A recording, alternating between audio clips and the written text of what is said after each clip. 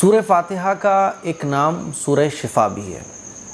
اللہ تعالیٰ نے سورہ فاتحہ میں بہت ساری بیماریوں سے شفا رکھی ہے، اور جب میں نے صحابہ اکرام کی لائف کو پڑھا، بزرگان دین کی لائف کو پڑھا، تو یہ پتہ چلتا ہے کہ ایسی ایسی بیماریاں جن کا علاج ممکن نہیں ہوتا تھا، یا بیماریوں کی جو جڑ ہے، بیماریوں کی جو وجہ ہیں وہ نہیں پتہ چل پاتی تھیں۔ جیسے کہ ہمارے معاشرے میں آج کل ہوتا ہے کہ رپورٹس نارمل آ رہی ہیں اور ڈاکٹر خود نہیں سمجھ پا رہے ہیں کہ آخر یہ بیماری کیوں ہے نا۔ ڈاکٹر کہہ رہے ہیں بھائی سب کچھ نارمل ہے، آپ نے 5 ڈاکٹرز کو دکھا لیا، رپورٹ سب جگہ نارمل، ڈاکٹرز کہہ رہے ہیں بھائی سب تو اوکے ہے، چلو یہ دوا لے لو۔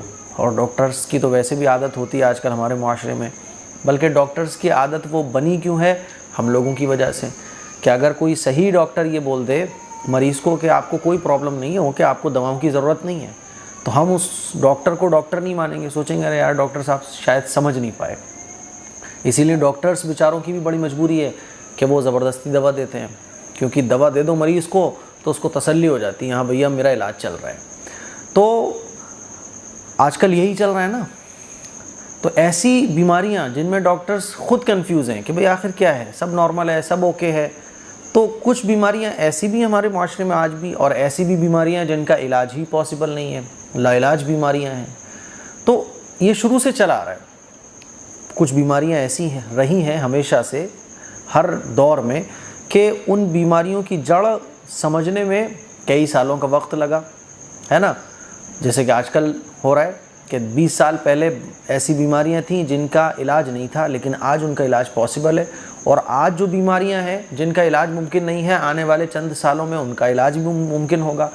تو ایسی سچویشن سے جو لوگ جوجھ رہے ہیں ان کے لیے بزرگان دین کی لائف میں اور شروع سے حضور علیہ الصلوۃ والسلام کے زمانے سے سورہ فاتحہ جو ہے نا اس موقع پہ بہت فائدہ دیتی ہے، بہت فائدہ دیتی ہے۔ مجالس ابرار ہے نا، حضرت ہردوئی رحمۃ اللہ علیہ جو بہت بڑے اللہ والے گزرے ہیں، انہوں نے ایک مرتبہ اپنی مجلس میں، ان کی کتاب میں لکھا ہوا ہے کہ سورہ فاتحہ کی کثرت ہے نا، کثرت کس کو کہتے ہیں؟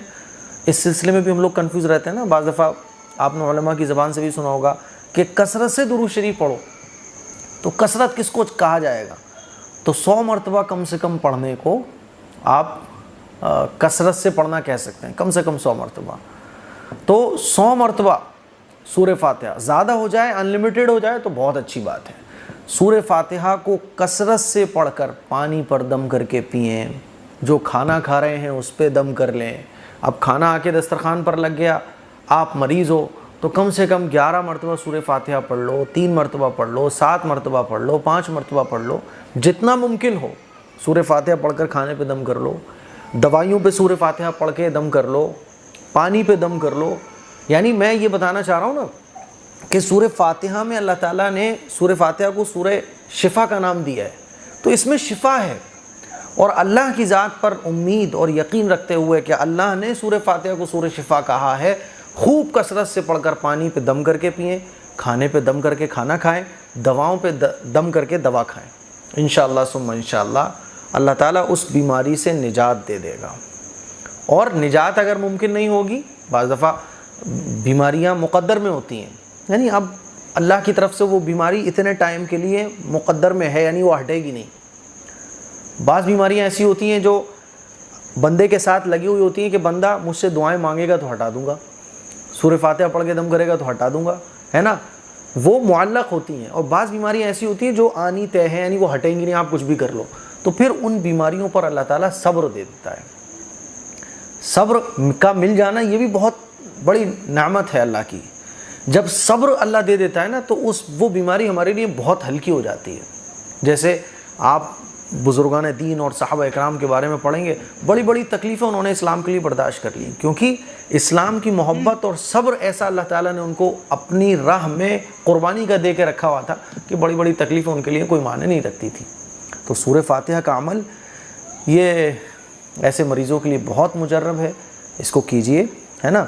کیسے پڑھنا ہے اب لوگ کنفیوز ہو جاتے ہیں، تو دیکھیے آپ کو سب سے پہلے بسم اللہ الرحمن الرحیم پڑھنا ہے اور سورہ فاتحہ پوری پڑھنی ہے، آمین کہہ لیجئے، پھر بسم اللہ الرحمن الرحیم پڑھیے اور سورہ فاتحہ پوری پڑھیے، آمین کہہ لیجئے۔ ایسے آپ جتنی بار بھی پڑھنا چاہیں، ہے نا، 41 ٹائمز بھی لوگ بتاتے ہیں، تو 41 مرتبہ بھی آپ پڑھ سکتے ہیں۔ تو جتنی بڑی آپ کی پرابلم ہے اتنا زیادہ آپ پڑھنے کی کوشش کیجیے۔ السلام علیکم ورحمۃ اللہ۔